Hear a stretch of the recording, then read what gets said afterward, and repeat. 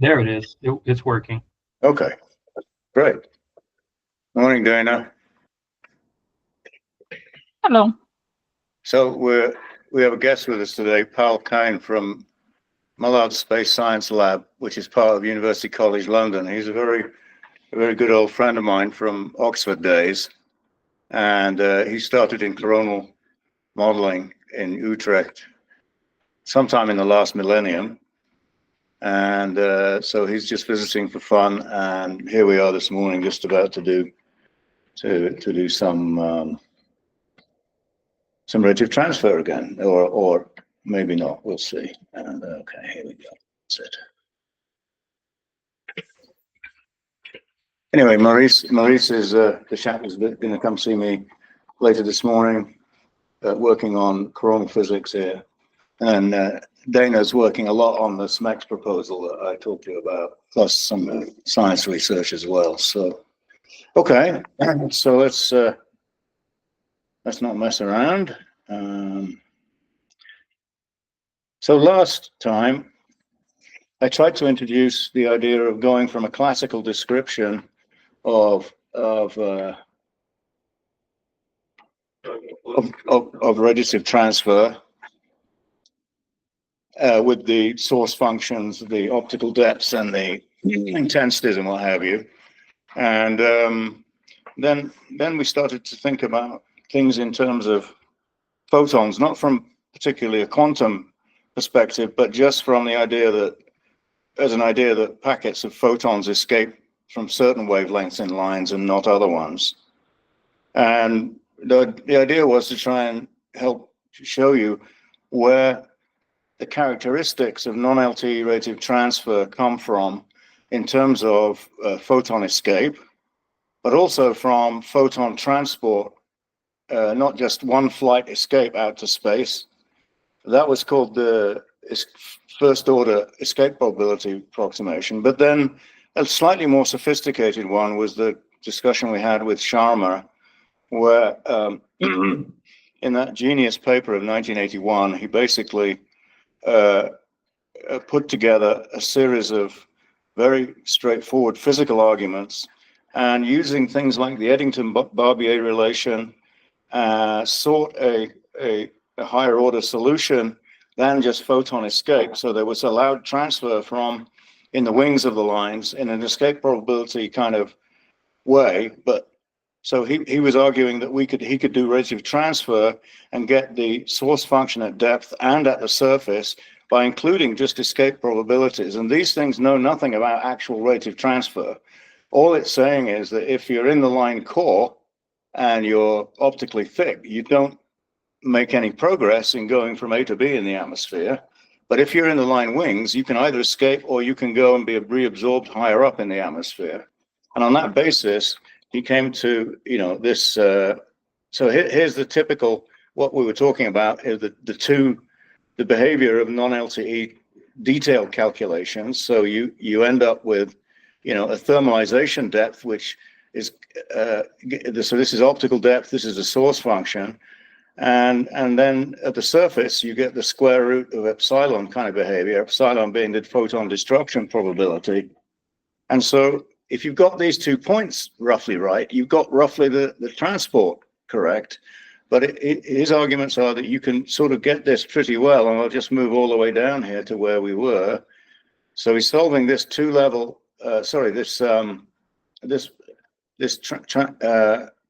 source function equation together with the line source function, which is here, SL. And this is just the background contribution to the opacity. And then he goes through and solves these with various simple approximations.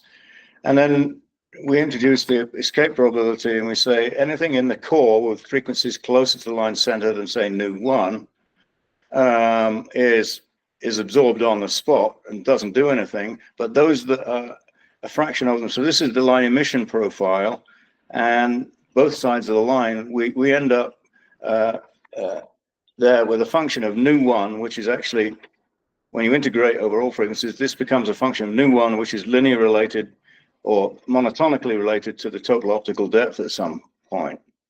So that's all it is. I mean, it's really very simple. It knows nothing about the transfer equation at all. It's just saying, you know, let's look at this variation of this thing at each point in the atmosphere and compute this thing, find the fraction of lines escaping, and then do some kind of you know, work with it. So I'm just reviewing where we got, oops, last time. And why did that? Okay, sorry. So this is the idea. There's no transport in that shaded area, but the transport occurs in these wings. Okay, and you can imagine now it's very sensitive to the wings. It's like when we were talking about distribution functions in the corona and stuff early on. What is the distribution of electrons, and are they close to Boltzmann? Are they not? Well, again, we've got another situation here, just like the cases we were talking about in the corona, which is marginally collisional. You know, if you have slight asymmetries in the wings, or you have in the electron distribution function, you know, those electrons travel a lot further. It's the same kind of thing here, except the line profile is a Gaussian function, and the cross section for the electrons goes as 1 over the energy squared, just the Coulomb cross section. So it's very similar in both cases. You know, you have long paths that electrons can travel. Of course, in the sun, they're confined on magnetic field lines. So if they go down to 1 foot point, they can get reflected and come back. So, you know, it's a different situation, but it's a nice way to think of things. Photons have their escape, they have their distribution function, just like electrons do. But in radiative transfer, of course, what we solve is a set of equations in classical radiative transfer, such as in Rob Rutten's notes and Rybik in Lightman. We're assuming the electrons are all thermalized. So by assumption, we're dealing with a classical kind of stellar atmosphere problem in which the particle distribution functions, the free particles, are treating them as the translational degrees of freedom. Those are all relaxed to you know, a Maxwellian distribution, and that's what we take as our atmosphere. And then we have to solve for the coupling between the radiation and that distribution of particles. So what we ended up with last week was a very simple equation from Sharma's arguments based upon escape, and then a little bit of transfer this is from a sort of heuristic argument in the transfer equation. So we've got the definition of the escape probability. He's written down the original transfer equation. Sorry, I'm going to confuse you if I go too far with this. But basically, what we did was he wrote down the equation of radiative transfer in terms of the escape probabilities, taking the source function outside the lambda operator. So we have replaced that lambda operator with an escape probability. Then he sets the optical depth scale. Normally we see di by ds equals s minus I, something like that. But because there's a one-to-one correspondence between escape probability at a certain depth and the optical depth, he just changed variables to the escape probability on the bottom, and then you end up with an equation that looks like this. So what we have here is a source function that's equal to the Planck function, and if we have photon escape that's very big, so if this number's much larger than that, then we end up with an expression which goes as the square root of epsilon. But if the escape probability is much smaller than the collisional destruction probability, it goes to B, which is exactly what you'd expect. So what we ended up with, and this is the surface value. The escape probability is 1/2 at the surface. So we end up with the precise description of the source function at the surface. This, of course, was derived earlier. In particular, Russian Ivanov, translated in '73, has a very nice book on radiative transfer, which has a similar result. And there's a really nice paper by Frisch and Frisch that I didn't highlight last time, But these are the Ellen Frisch and what's the other guy? His husband, Gabrielle, is it? Something like that. He's a specialist in turbulence, but she was a specialist in astronomy in general. So between them, they wrote this lovely paper in Monthly Notices, which basically, inspired this simpler argument given by Sharma in 1981. And this is sort of the state of understanding now of non-LTE rate of transfer.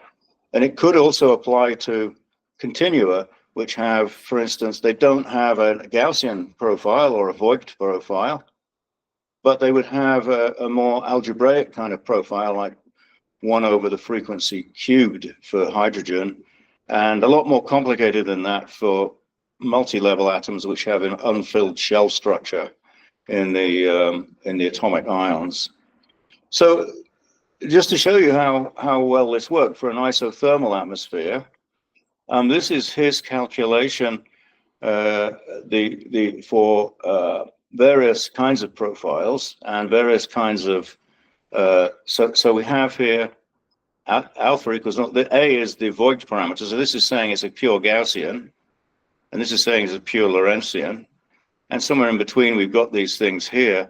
But the point of this is just to show you that at depth you recover the source function at depth, and you recover the source function at above the atmosphere, and it follows rather accurately this kind of thing. Of course, this is this is a structureless atmosphere. It's just isothermal, but it looks a bit like the temperature minimum region. Okay, I mean that's you've got a flattish region there where you've got a turnover. Okay.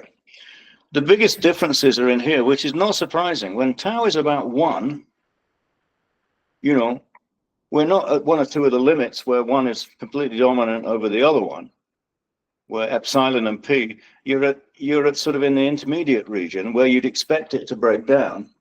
And so it's not very good here at all. I mean, the approximations are solid lines, and you have a discontinuity here, which isn't present obviously in the calculations. But what it is basically being able to understand non-LTE radiative transfer without doing any radiative transfer. We haven't done any radiative transfer. We just put together an algebraic expression in terms of understanding how photon escape works. Okay, so that's about as far as we got last week. Now, one of the things that we talked about at the very beginning of all these tutorials was the fact that in astronomy, we're mostly interested in lines, spectral lines.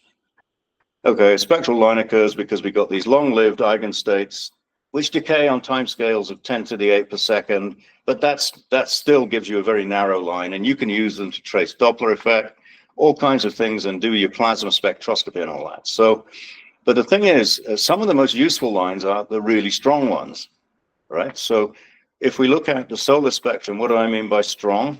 I mean they have enormously deep wings in the photosphere if those lines have opacity in the photosphere. So things like neutral calcium, neutral magnesium, hydrogen, magnesium 2, iron 1, all these lines are going to be absorption lines in the photosphere. But the strongest of them are so opaque, the mean free path in the higher up might be 100 kilometers or something like this, or actually much less than that. And so really things like Lyman alpha, which of course are observed at the other end of the universe in terms of these Lyman alpha forests in galaxies and active galactic nuclei and what have you, these are the strongest lines we have in the sense of being incredibly opaque. Now, if they're really opaque, that causes us some difficulties, which involves the correlation between a photon that's absorbed by, say, a hydrogen atom. It's absorbed at one frequency, and then that hydrogen atom that photon has disappeared from the pool of photons everywhere. It's now in the internal energy of the hydrogen atom, and that hydrogen atom is moving in a direction that could be in any direction. If it's a thermal plasma, it could be flowing, it could be going. So the question is, what is the net effect of the emitted photon? If we had seen that photon from Earth, it wouldn't have interacted with the hydrogen atom, but now it's interacted with it, it's going to change its frequency because it's moving relative to our observers. And so the question is, what is the relationship between the incoming frequency and the outgoing frequency of the lines? This is a problem which was recognized in the 60s and was solved in various different ways, but it causes a different kind of line transfer to occur than the single flight escape probability, which is what we were using. So what we have to do is to account for this fact that when a photon is absorbed by a hydrogen atom, that hydrogen atom is now excited to the n=2 level, and unless it's collisionally de-excited, to conserve energy, it remembers the energy of that incoming photon, and it's not at line center maybe, or it's in the wings or something. And now the hydrogen atom is moving in a more different direction from what, zero frequency, say line center. It's now moving at say 10 kilometers a second towards us. That means the whole line, when it re-emits, is going to be at a different frequency. So the mathematics behind this is of those functions that look like the ones I put here. So here's one coming in at this frequency. So this x is the incoming photons frequency, and then the x primed, I mean, and then x is the outgoing frequency of the photon. So what it's showing you is that you can get absorbed here, say, and then re-emitted all the way over here, depending on the nature of and the x is measured in Doppler width. So the Doppler width is relevant because the core goes as e to the minus x squared. So pretty much we've got to take into account these distribution functions, okay? So this is just saying the incoming photon came out of that frequency, it's going to leave at this frequency or that frequency with this probability, okay? And what you can see here, if we imagine now, looking at this is line center, remember? So let's put an atom at this frequency and let's absorb a photon here, or maybe here. So that photon has been absorbed at that frequency and it's going to re-emit at one of two of these. Now the ambient plasma has velocities in Doppler units, a distribution of hydrogen atoms moving with these velocities. And on average, it's going to be at 0, say, for a static plasma. It's hot, so it's got thermal width. But now imagine this is, so the line actual absorption line profile does something like this, comes down and flattens off. Now, if I multiply this by this slope, I get an asymmetric tendency for the photon to be absorbed closer to line center than it is in the wind. So any photon that's emitted here has a slightly higher probability of going back towards the line core. Okay? What that means is that, and you can actually formulate how to handle that, and you can do some calculations with certain assumptions. And I don't want to bother you with detail. I just refer you to these papers of Ken Gailey, who's a colleague of mine. We worked together a little bit when I was at Gilla and first at HAO on coding up PRD things, and weren't particularly successful. But nevertheless, what I'm talking about is that he's figured out how to do this calculation, and what he has here is a slightly different factor for probability of escape, which is the probability of it being shifted, diffusing back into the line core as well.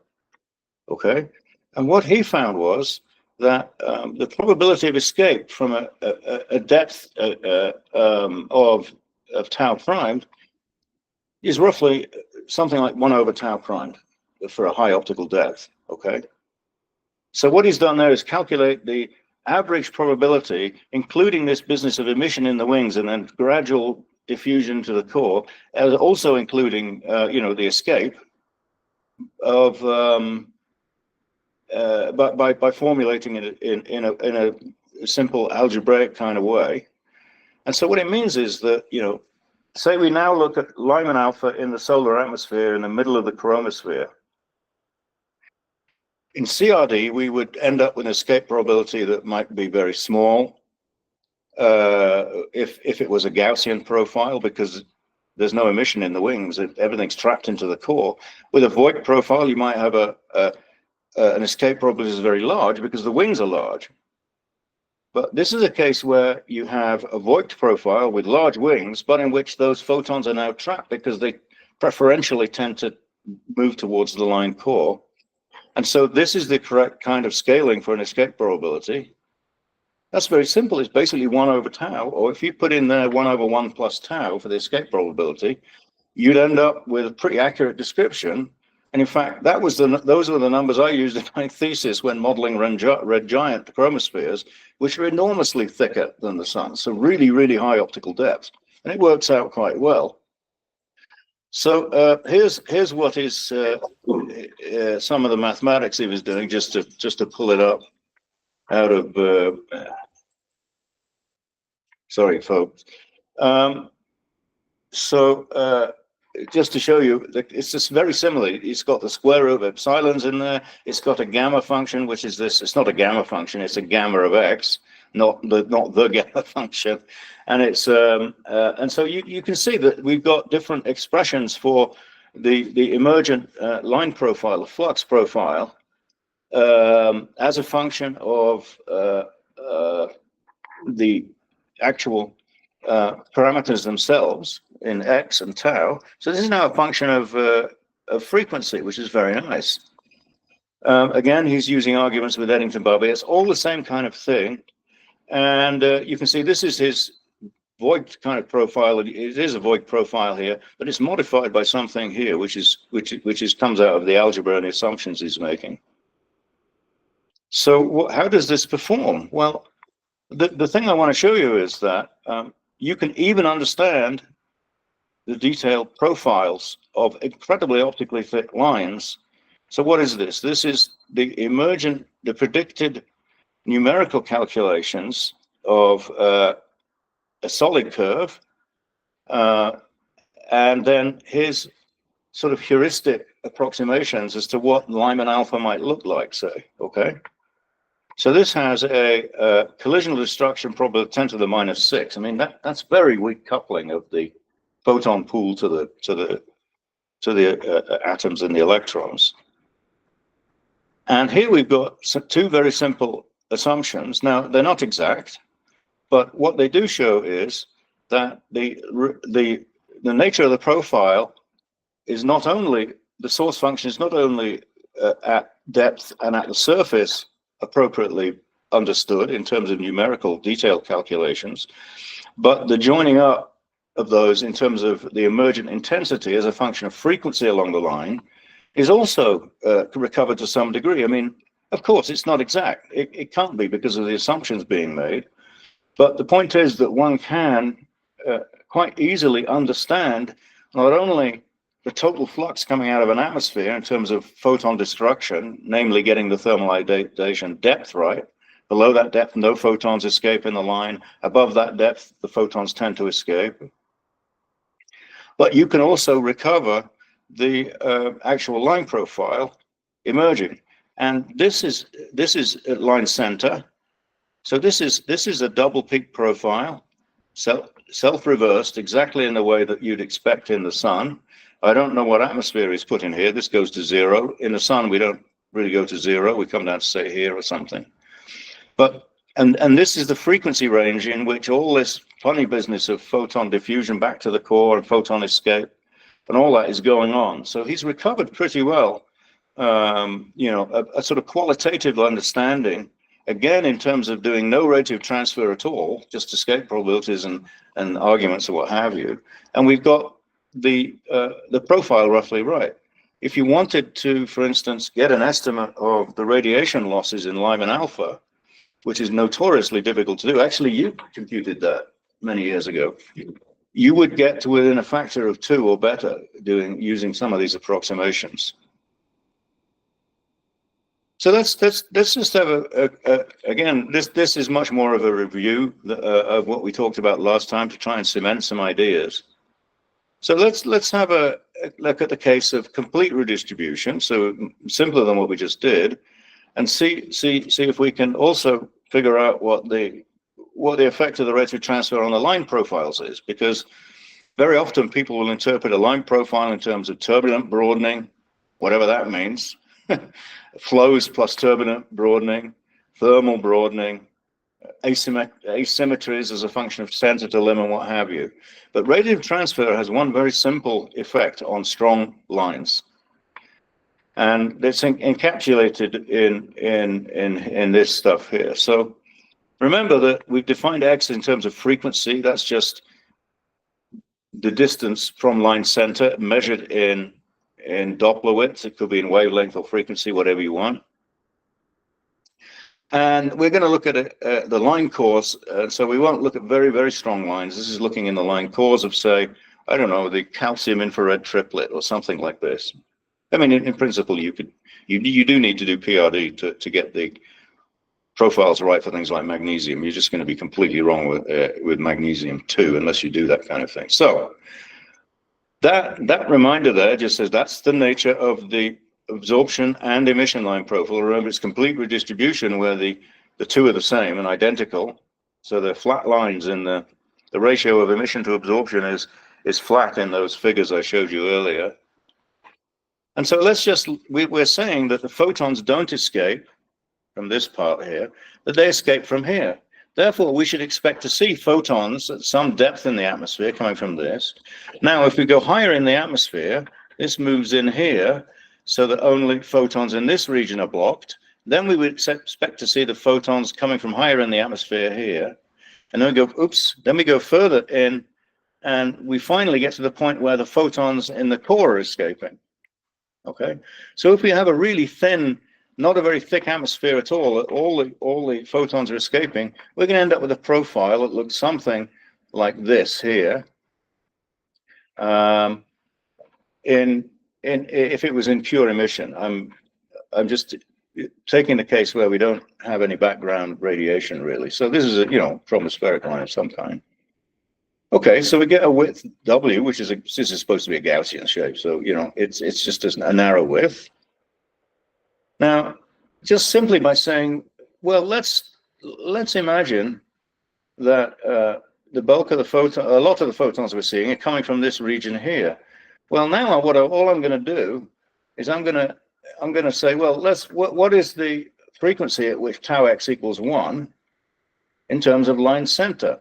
So I can just solve this in terms of line center and identify this value of x, and you just take the log of this equation, take the square root, and we get the frequency at which we expect photons to emerge from an optical depth at line center of tau. Remember, tau is increasing from sort of 0 down to whatever in the atmosphere of the sun. But say you had an estimate of tau of, say, 10 to the 4 from some column mass and oscillator strength of the chromosphere, say, then you'd expect to see a whole bunch of photons emerging at this frequency, which is the square root of log tau. What that means in terms of the emergent profile is that this then gets broadened to the square root of log tau. So we have a width here of W. This is now a width of W in the line profile, but it's now broadened simply by radiative transfer. And again, it's not really radiative transfer, it's escape probabilities. And we know, because of this kind of effect as well, that the source function must drop unless, in the presence of scattering, because photons are escaping, the source function can't keep up with the photon escape, so it's got to drop. So now we just use the Eddington-Barbier relation. And so instead of it just broadening into a thing like this, it's got to come like this. So the combination of this plus that tells you all that you need to know about essentially a sort of guess at what the line profile is going to look like. And if you look at these things here from a calculation with Muram or something, you'll find that so long as the profile is somewhere near the wings here, you could also put in a void profile and solve the same thing, but you will end up with a lot of photons coming out here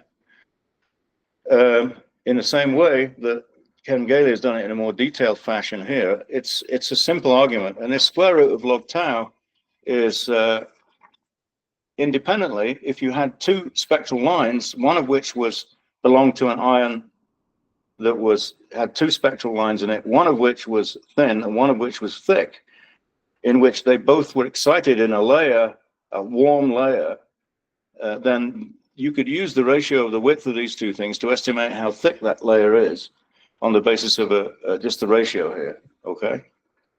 This turns out to be an explanation of what they call the Wilson-Bapu effect. The Wilson-Bapu effect is a correlation found by Wilson and Bapu independently in the 60s, in which more luminous stars tended to show broader lines in the chromosphere, calcium lines in particular. And it turns out that this is the correct explanation. Some people were saying, well, lines broaden in supergiants because, you know, well, we don't really know, but we imagine that there might be more turbulence there for some reason. There's debates like this, but it's very simple. It's just simply the fact that for a given amount of heating above the surface, the chromospheres become thicker in more luminous pool stars. And so this thing that was a puzzle, or not a puzzle, but an intriguing thing for many years, has an explanation in terms of a simple rate of transfer and the idea of a square root of log of the total optical depth, an average optical depth in the chromosphere. And these things also are relevant for active galactic nuclei. There are broadline regions that were interpreted naively in terms of dynamics, but in which, you know, you really have to take into account this. This number might be 3 or 4. So you don't get the, you know, you don't get a lot of broadening so that it smears out all information, but you will be systematically off if you didn't account for these kind of effects in rate of transfer. So related to this is, remember I said there's no photon escape here. Imagine also having a profile of a continuum, which would maybe look like this instead. So instead of having a line center, you have an edge, and then Einstein's photoelectric effect kicks in when you got enough energy. So above a certain energy, you have an absorption or a scattering, call it absorption, of a photon, just like Einstein explained for his Nobel Prize, and that has a certain dependence on frequency. Generally speaking, it decreases with frequency.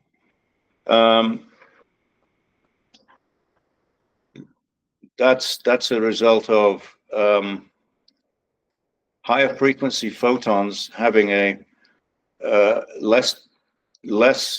weaker interaction with the atoms than ones close to threshold. Just the cross sections are bigger. I'm trying to think if I can think of a. No, I won't puzzle over that. That'll take me too long.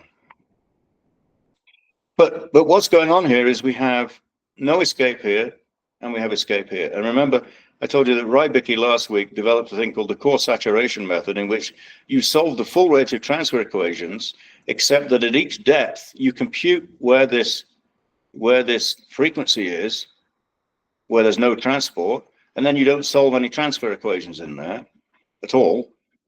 When you integrate to get your J's and S's, you only use these parts of the profiles, and then you iterate.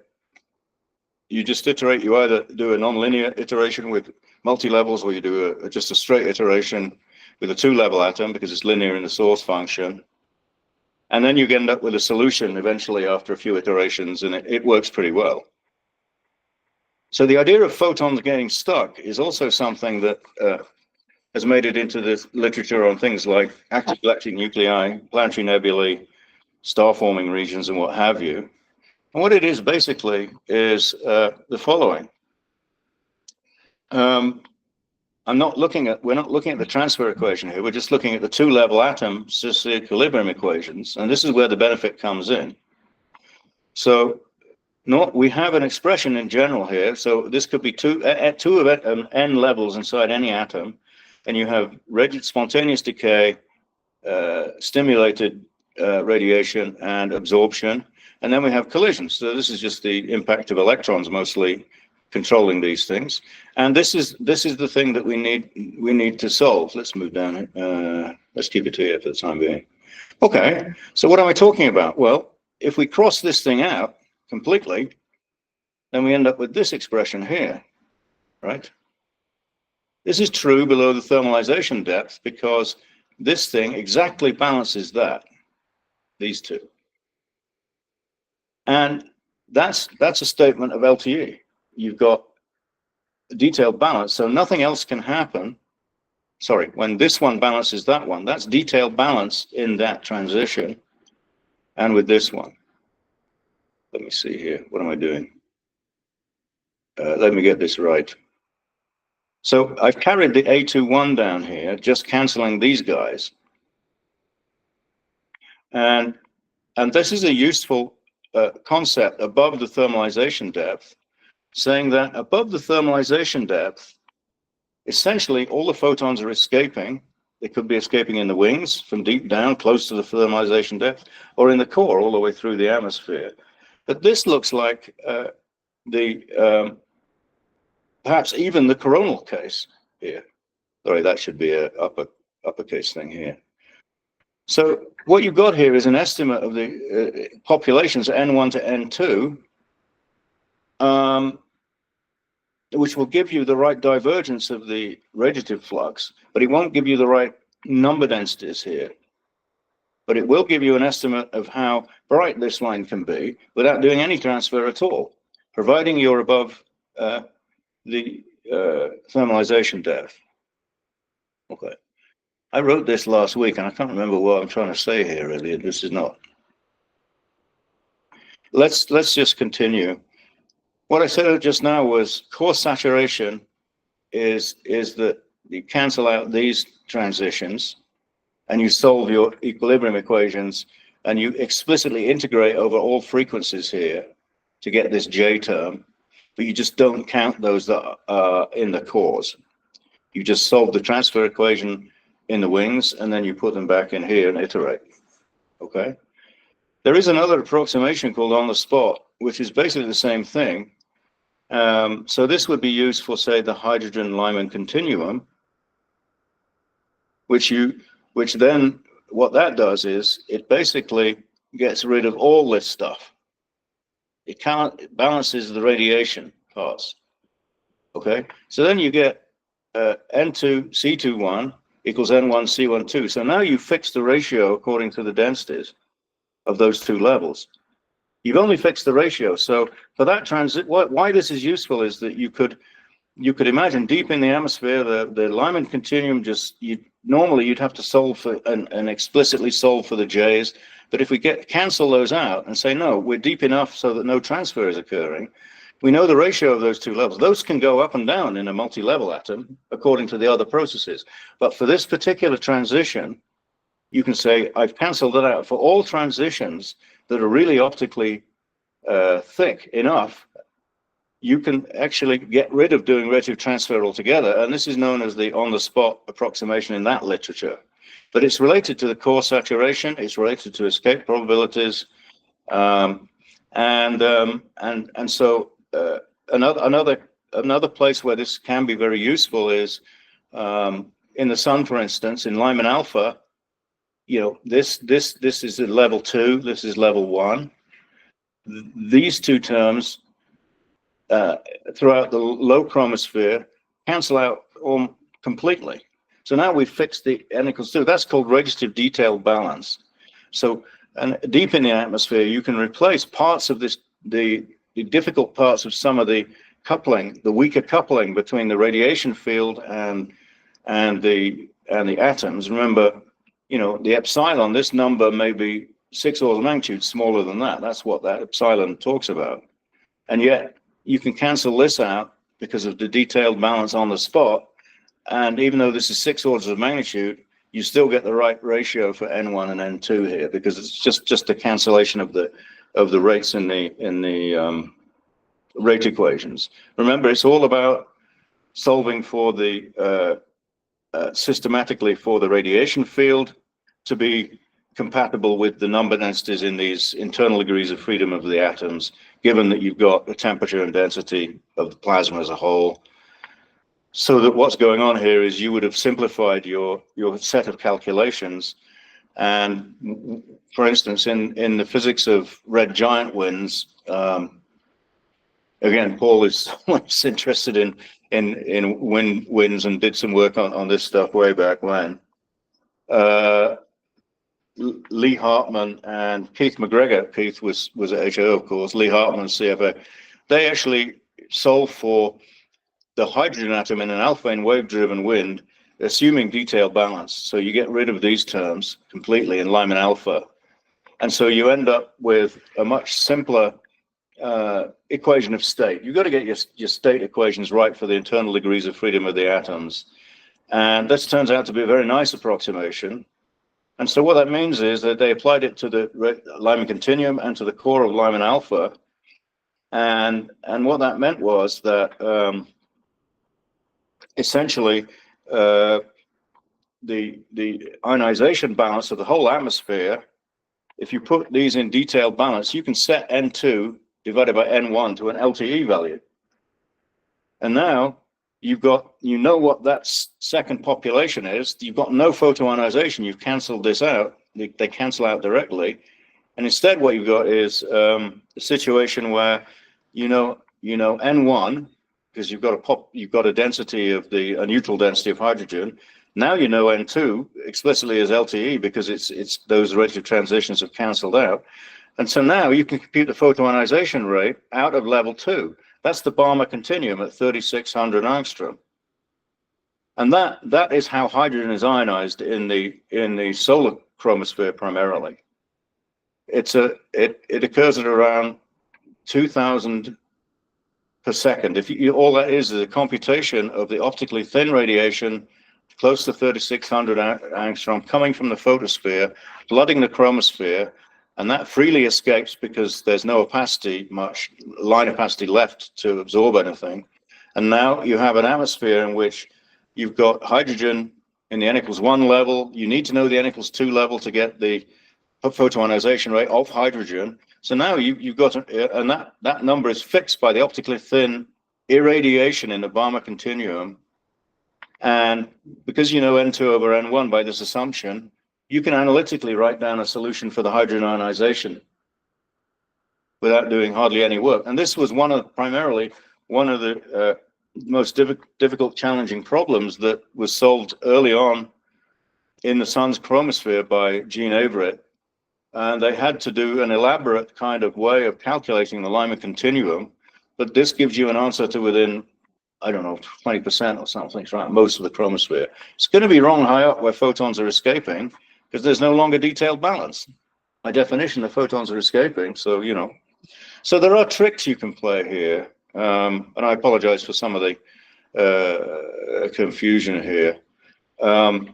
If we look at this in a slightly different way, then we have something that was invented in 1960 to precondition these equations. This is, generally speaking, quite a large number here, and this is a large number, and this can be quite a large number, and these can sort of cancel out each other out. In fact, what I argued just now is deep down, they can cancel each other out completely, but they only partially cancel each other out if you go higher in the atmosphere and photons are escaping.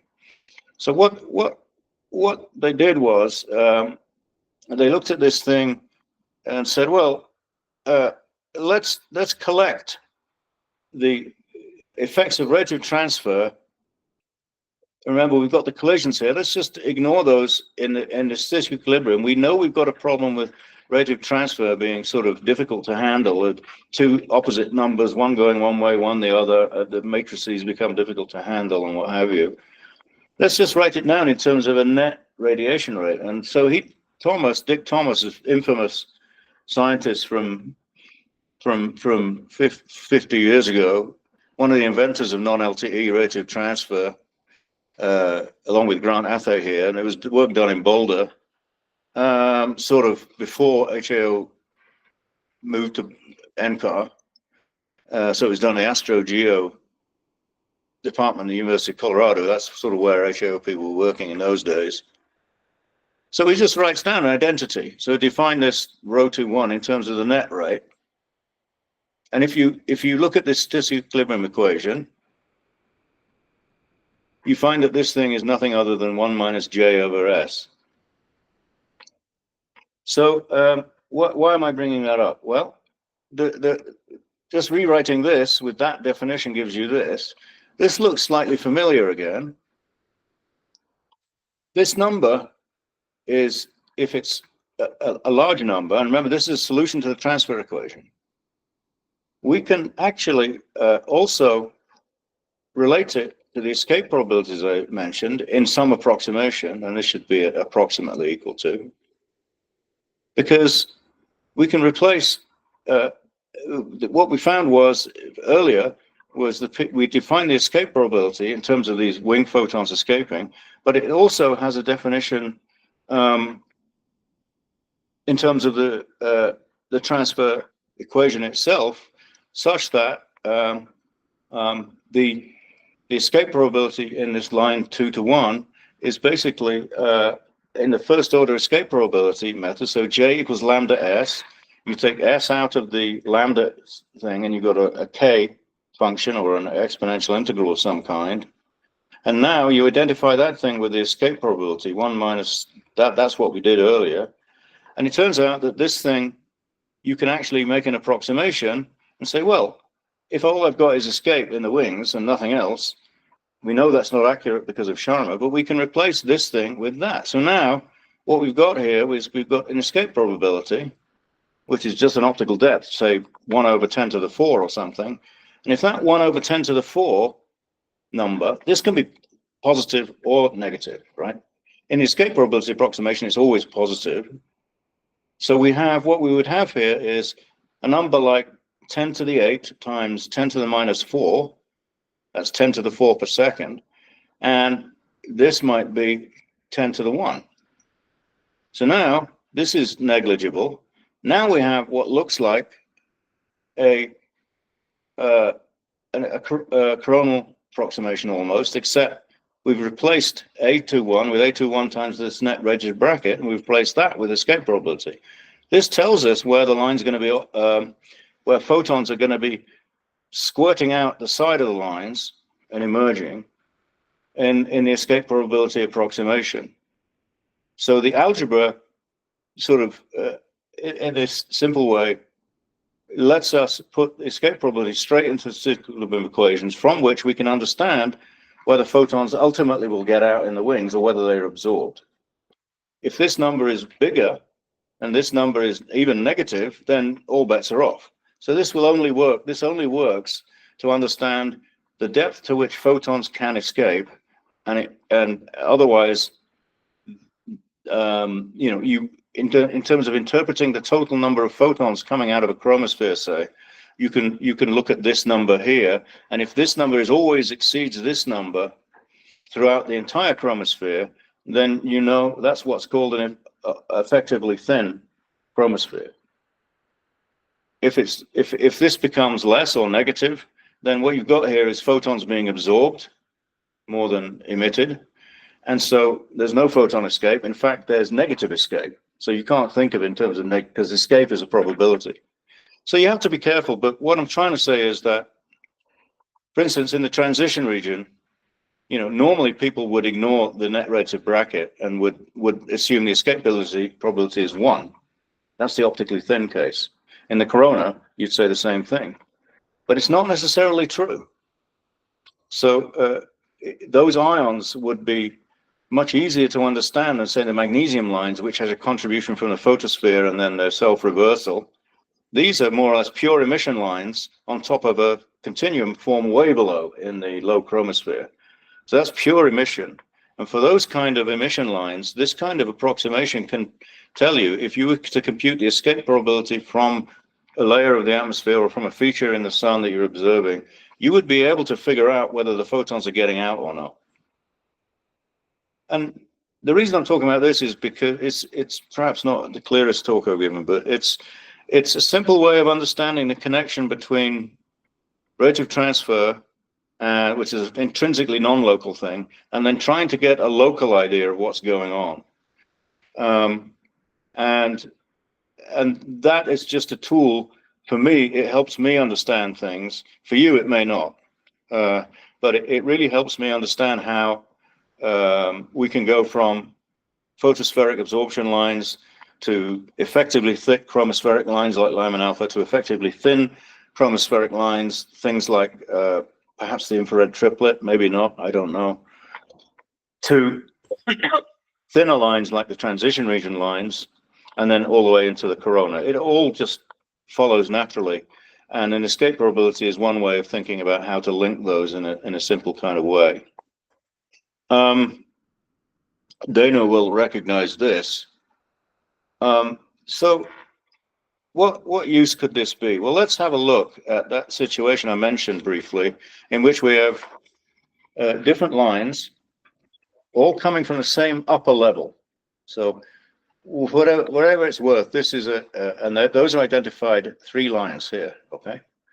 So what I've got here is, this is a line of iron 2. This is observations of a prominence, okay? Then this line has an oscillator strength of 0.11. This one has an oscillator strength something like 30 times smaller, okay? And 60 times smaller than this one.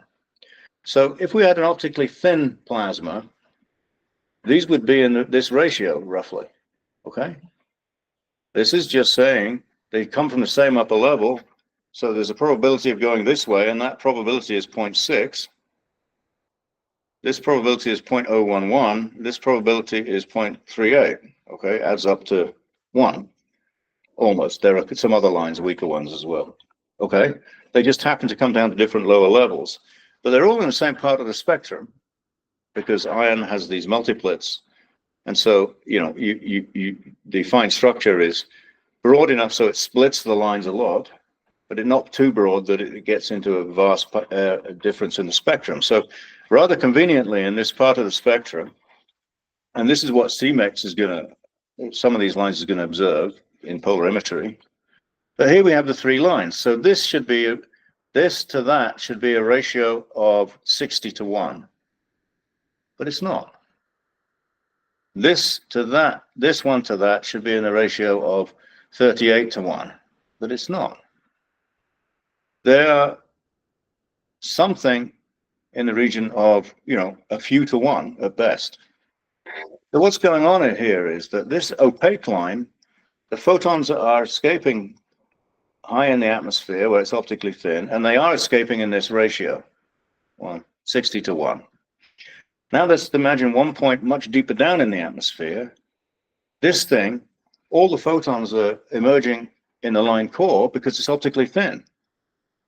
But this one, with its much larger cross-section for interaction with photons, is thicker. So what's going on is that every time this line moves up and down inside the line core, it has this probability of going sideways in this line, just like it has the same probability of coming out in the wings, except now it's a different transition. So what we've got is something that's very sensitive to the amount of average optical depth in this prominence, which is sort of an interesting number, because from that, we know that iron's going to be ionized, so we know the lower level populations pretty well. They're metastable levels. They tend to be close to LTE of these transitions.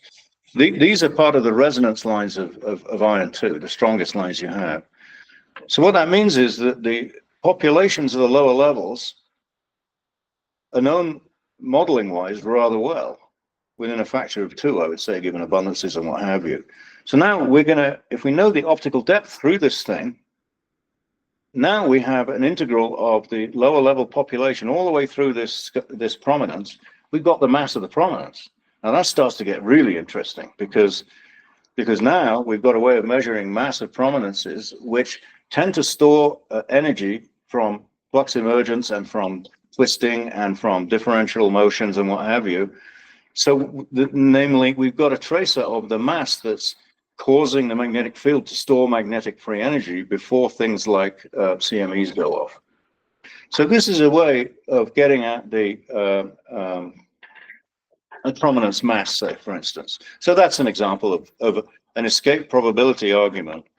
You know, the escape probability might give you a number like 10 to the minus 3 for escape on that. This might be 10 to the minus 1, which is why, you know, these things become closer to 1 to 1 than they are 60 to 1. Okay.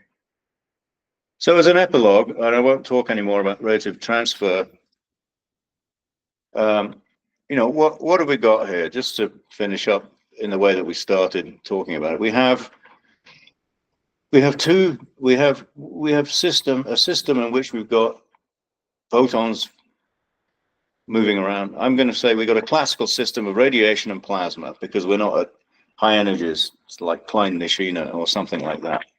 We have a plasma, and it's got its own particle distribution functions, which are almost always we assume to be Maxwell-Boltzmann, and we have to solve for the radiation field. So that's the classical relative transfer equation there. Sorry, we got the two pools of energy there, but we have another place where we can store energy, and that's in the internal atomic states. So those three things in yellow amount to essentially two classical and one quantum system that's coupled. So that's what we're doing. We've got classical relative transport. We could also deal with photons if we wanted and talk about it being one classical and two quantum systems if you wanted to do it that way. But there's no advantage to that in the regimes we look at with UV and with visible and what have you in the sun. Now, the reason that these internal atomic states are so important is simply because the interaction between the radiation and the plasma itself is actually strongest in the atomic quantum jumps, namely in the internal degrees of freedom of all these atoms. The difficulty with non-LTE essentially is that photons move in space, angle, and frequency, and they can move large distances in one go, like the escape probability arguments I was using. You end up with a system of non-local coupled integral differential equations. That's a big mouthful. But basically, it's non-local because of the rate of transfer. It's integral differential because it's rate of transfer. So you have J equals lambda S. That's an integral operator. And yet you have di by d tau equals S minus I. So it's a coupled integral differential equation. I think that in spite of what I was saying today, ideas of escape of photons can be edifying. I mean, they can, and at least Sharma's paper is very clear, even if what I said today isn't very clear. I don't think I've done a very good job today, I must say. So the ideas of escape of photons, this is all classical. I mean, we put in quantum states, but we treat them classically. We're not solving for density matrices or anything like this. What we're doing is we're solving for populations of levels in a quantum system defined by, say, Schrodinger's equation, but we're using them like classical numbers. But the ideas of escaping of photons can be, for me, be at least edifying. So what this all means really is, if we look at all this, so if you were to look at these wonderful notes of Rob Rutten, or you look at Mihalas's books, you see it looks very specialized. And the only reason it really is specialized is because of this series of colored points here, these three. It has its own language, but it's really just transport. It's like Brzezinski, like Spitzer. It's just that you have to deal with long mean-free paths and diffusion in space and angle and frequency. In principle, the Boltzmann equation for the plasma, you might have to do the same thing, but the level at which solar physics is at right now is such, and astronomy mostly, except in exotic objects, is that we assume relaxation of the plasma, the free particle motions in the plasma, and we use temperature and density, and then we plug it into a rate of transfer program. So really what non-LTE rate of transfer has developed as a specialty, and there are certain people that you can point to that say, oh, that's a rate of transfer person. It means they've done all this stuff, but it's really not so difficult. It's language, and it's the way they talk about source functions, optical depths. It's a convenience in this picture, but I wouldn't be too afraid of it. It's really not that difficult. So that's the end of rate of transfer, and hopefully we gained a little bit of something. And thanks for listening.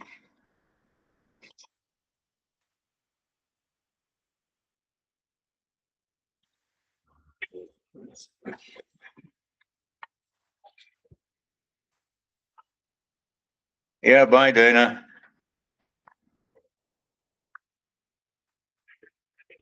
Okay. Should I stop the recording? Yeah. You have to do it here. Stop.